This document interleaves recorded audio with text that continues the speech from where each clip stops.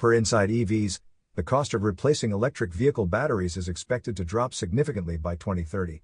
Currently, replacing a battery can cost between $5,000 and $16,000, depending on the vehicle and battery size.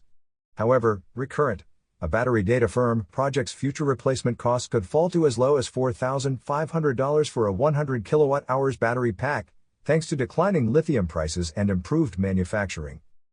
Lithium prices have already dropped and are forecasted to fall further, with Goldman Sachs predicting a decline from $149 per kilowatt-hour in 2023 to $80 per kilowatt-hour by 2026.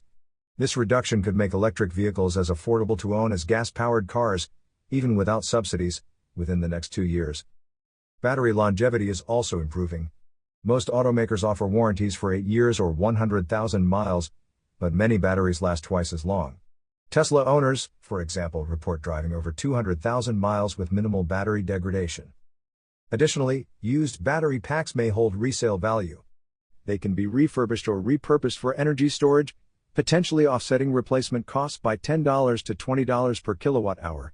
Industry experts expect this second life market to grow as used electric vehicles become more common. You are listening to UON News.